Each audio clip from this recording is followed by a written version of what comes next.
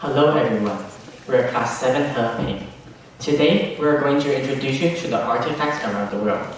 Some of them have quite interesting backstories. We hope you enjoy them.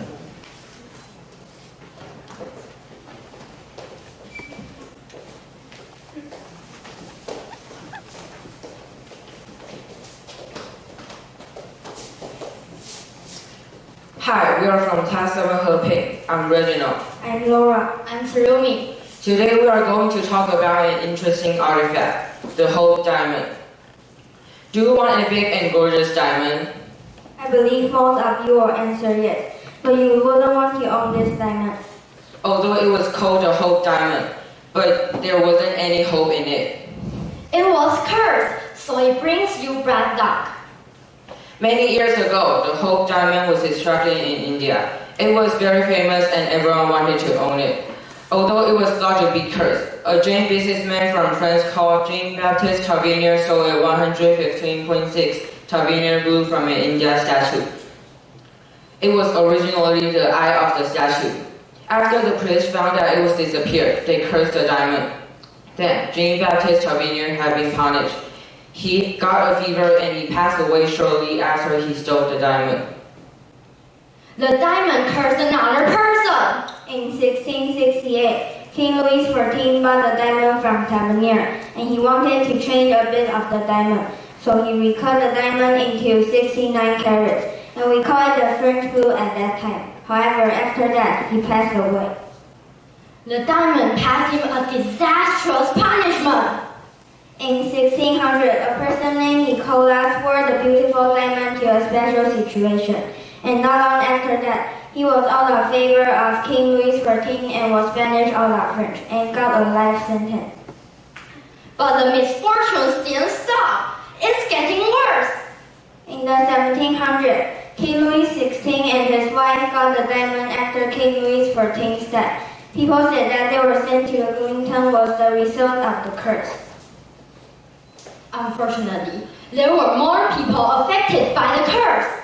In 1700, Mary Louise, a member of the royal family, wore the beautiful diamond temporarily, and after that they passed away. Then, the diamond was lost again for many years. In 1791, the whole diamond had been stolen since the French Revolution, and a couple years later it was suddenly found in England. And Wilhelm Falk was in charge of recutting the diamond into 45 carats. Then, his son stole the diamond by killing his dad, and after that his son suicide. The next owner was the rich London banker, Thomas Hope, and after his death, his brother, Henry Philip Hope, got the diamond. It appeared until 1839. Henry Philip Hope placed the diamond into his gem collection and someone found it. Unfortunately, he died in the same year. Sadly, many people didn't escape from the curse, and it caused more people's death. In 1912, a woman named Evelyn Wash McLean bought a diamond from Pierre Cartier. She wore it almost every single day. Needless to say, her bad luck started. Her mother-in-law died first. Then, her son was in a car accident and deceased at the age of 9. Next, her husband abandoned her for another woman. The misfortunes didn't stop. Furthermore, her daughter passed away because of taking drugs. But she didn't realize the curse yet, so she kept the diamond in the family. Lastly, she suicided because of tremendous debts. However, Evelyn's only living child sold the diamond to a famous gem merchant. But the famous gem merchant was afraid of the evil curse from the diamond, so he donated the diamond to the Smithsonian Institution. Although nothing happened to the famous gem merchant, the mailman who delivered the diamond to the Smithsonian had a truck accident shortly after. Even worse, his house burned down. If you are interested in the Hope Diamond, you can go to the National Museum of the National History. But remember to be careful of the dangerous curse. This is the end of our presentation. Thank you for listening.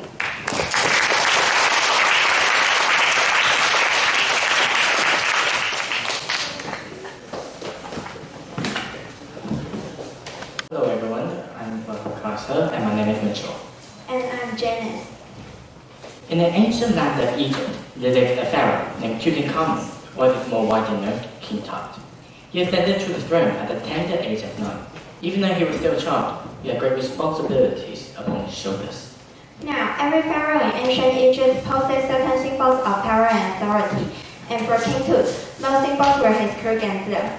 The crook symbolized the pharaoh's duty to protect and guide his people, just as a shepherd would protect his flock. The crook was made of gold and gems, reflecting the wealth and prosperity of King Tut's rule. On the other hand, the flail represents King Tut's power and authority. It was a symbol of his royal ability and duty to maintain order and justice in the kingdom. The flail was made of pure gold, with long handles and 3 intertwined flails at the top. King Tut faced many difficult challenges throughout his whole kingship. Well, he faced many difficult decisions to make because his kingdom was still suffering from the chaotic reign of his predecessor.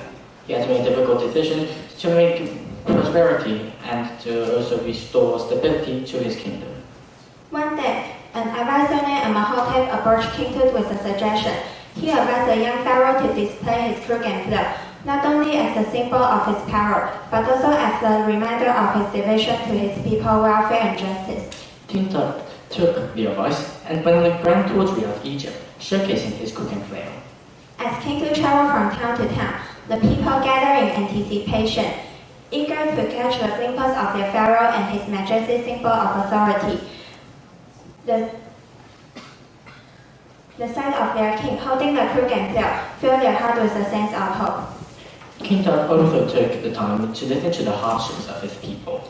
He held court under the ancient shade of trees and promised them of his commitment to their well-being. The people were overjoyed to see their pharaoh's genuine concern for their welfare. They celebrated with all kinds of parties, including feasts, dancing, and more. The journey became not only the symbol of his power, but also the symbol of the unity and harmony as King Tut brought the whole nation together. Even though King Tut was young and his kingship didn't last for a very long time, however, his powerful symbols of power, authority, and also justice and compassion proved to be the legendary symbols throughout all of ancient Egypt. And so, the tale of King Tut's crook and flail reminds us that true power lies not just in physical objects we possess, but in how we use them to help all people we know. Thank you for listening.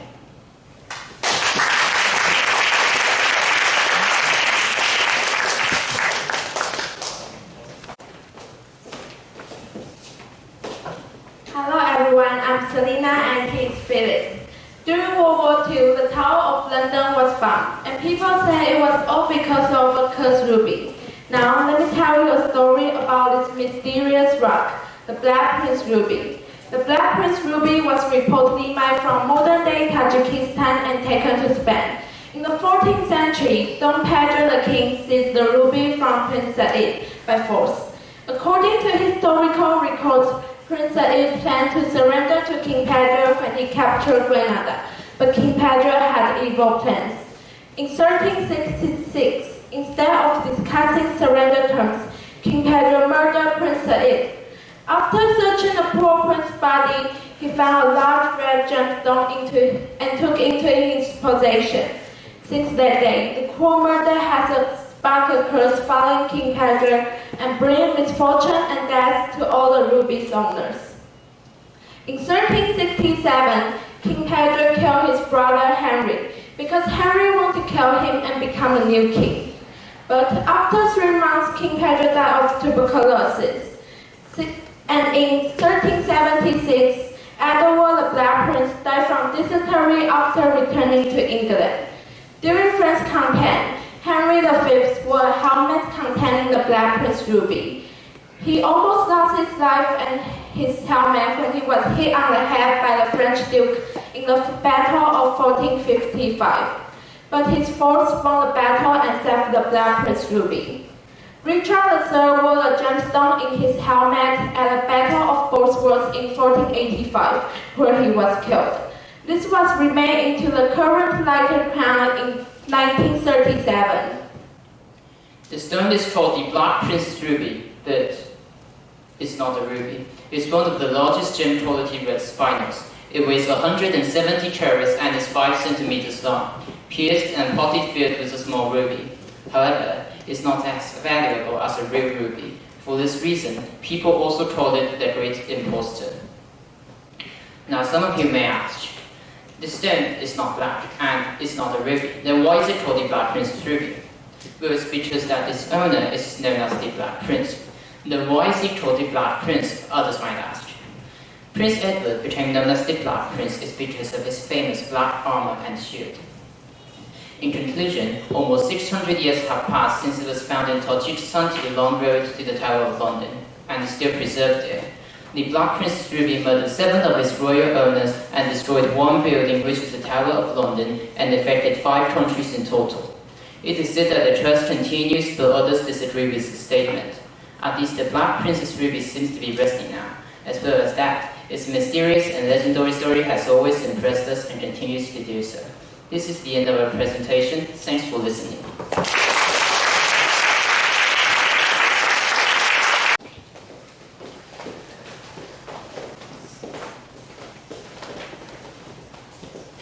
Hello everyone, we are the students from 17. I'm Mark. I'm Owen. Today, we are going to talk about the Iron Maiden of Nuremberg.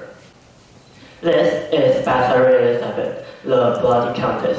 She was a rich and noble woman from Hungary, and she was the most famous female serial killer in the 16th century. According to the myth, she killed hundreds of young girls. Some people think she is the inventor of the Iron Maiden. One day, a maid was combing Elizabeth's hair, but she accidentally made Elizabeth hurt. Elizabeth was very angry, so she stabbed at the maid's heart with a hairpin. She collected the blood and used it to bath. This made her believe that using blood on her hands can make her stay young and beautiful. So she cut a lot of girls to collect the blood. To do that, she needed a device to collect blood quickly and easily. That's why she invented the Iron Maiden, which is a wooden or iron cabinet with spikes in it, and it has 2 doors, and it is close enough to enclose a human being. She put the girls into the Iron Maiden, closed the door, then blood came out from the Iron Maiden. After people found out how she had done, she was imprisoned in her own castle waiting for judgment, but she died there in 1614. Because of the record of the story was very vague, and there are still lots of versions of it. We don't actually know if the story is real or not, but Iron Maidens really exist, and they are famous for their unique and terrifying design. The most famous Iron Maiden is the Iron Maiden of Nuremberg. Obviously, it was made in Nuremberg, which is the 2nd largest city in Germany. The Iron Maiden of Nuremberg is the most famous because it was the first Iron Maiden that had a unique design in a Gothic style, which looks like the Virgin Mary on the top of it. That's why it is also called the Iron Virgin. It was used for torturing, interrogating, and even for executing. But there aren't many records of using it, so some people think it was just for scaring crimes, not for really hurting people. Sadly, the original of the Iron Maiden of Nuremberg was lost in the Allied bombing of Nuremberg during World War II. But there's a copy of it, and the copy was auctioned in the 1960s and is now on a display at the Medieval Crime Museum. Although the existence and the real use of Iron Maiden was full of arguments, but it is still a very popular image in media involving the Middle Ages. Thank you for listening.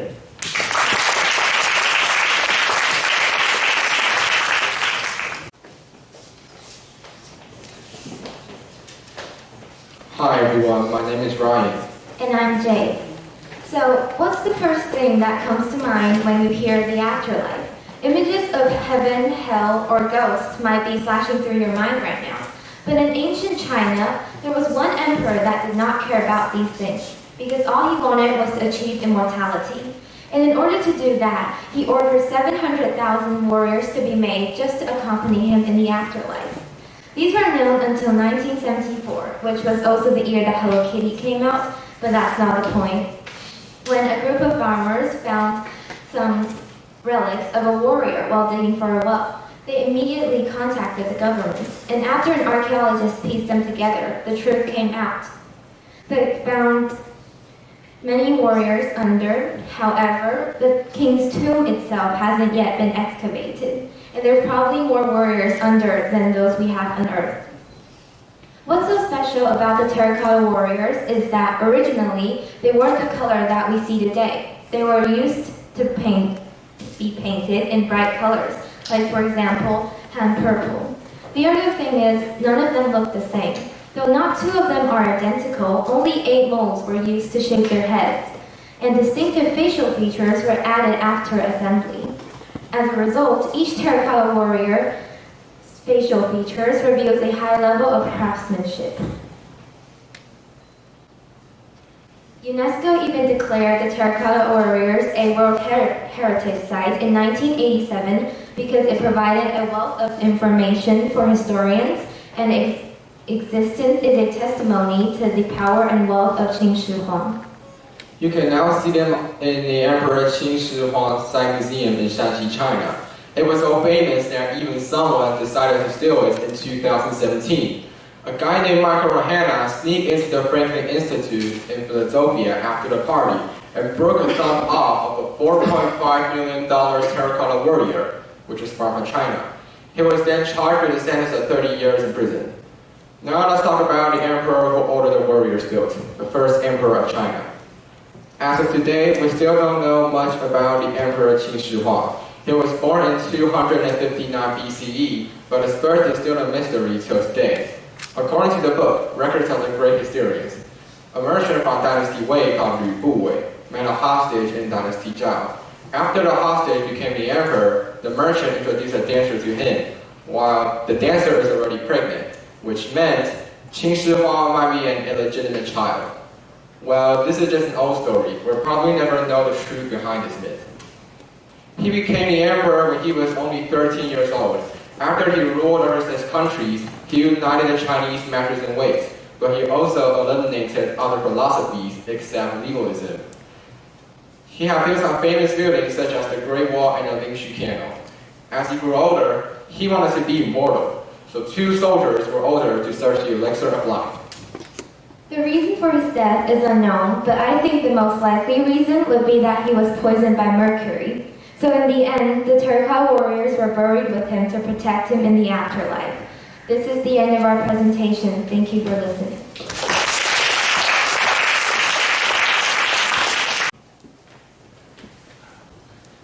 Everyone knows that Egypt has several pyramids, but did you know on the other side of the earth, there is a mysterious culture that has done something incredible in many fields, such as tool or artifacts for the daily use, and one of the most incredible artifacts that we have ever seen, Maya's pyramids. Hello everyone, I'm Rodney. And I'm Wilson. Today we're going to talk about Mayan civilization's potteries. Mayan civilization was found in Mexico. It is advanced in architecture, astronomy, medicine, and math. Then the classic Mayas built many temples and palaces into a stepped pyramid shape. And some of the researchers think that their technology has to do with aliens. So you can see that it is very advanced and high technology. One of their most famous things is doing potteries. And the 2 famous potteries are Princeton vase and Fenton vase. Princeton vase is a noted example of late classic Mayan ceramics in Codic style. The vase with an overall cream and incidental orange and brown-black slip, as well as traces post-fire Maya blue color. It is held by the Princeton University Art Museum, originally serving as a drinking container for chocolate. It depicts a throne room occupied by an aged god, and by 5 young women surrounding him. In front of a throne room, a bound prisoner is being decapitated by 2 masked men. Fenton vase is the name of a famous ancient Maya vase or cup that has been excavated from the archaeological site of Nabash in western Guatemala highlands. It is known for its intricate painting and historical records of the Maya elite. The laboratory decorated the pottery bottle records to attribute to a lord and who sits on the palace throne. The seated door points to a tribute in front of the kneeling prince. Behind the door is another seated personal who appears to hold a codex. Two standing figures frame the scene with hieroglyphic text displayed throughout. All the figures wear expensive jewelry and clothing. The seated Lord receiving the codex is adorned with the most refined regalia and headdress. The vase was gained by the British Museum in 1930, which named it after a donor.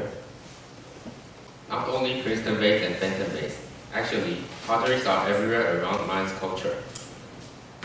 The pottery has been in the life since ancient times. During 600 to 900 AD, the most beautiful potteries were made in different kinds of shapes. It is very beautiful and amazing. Most of the potteries are already lost because the European didn't like some beliefs that aren't related to Christian, so they have burned down some items, and some of them have been stolen. This that many people can learn about their language and their culture. So researcher is still learning more about this cool culture. That's our presentation today. Thank you for listening.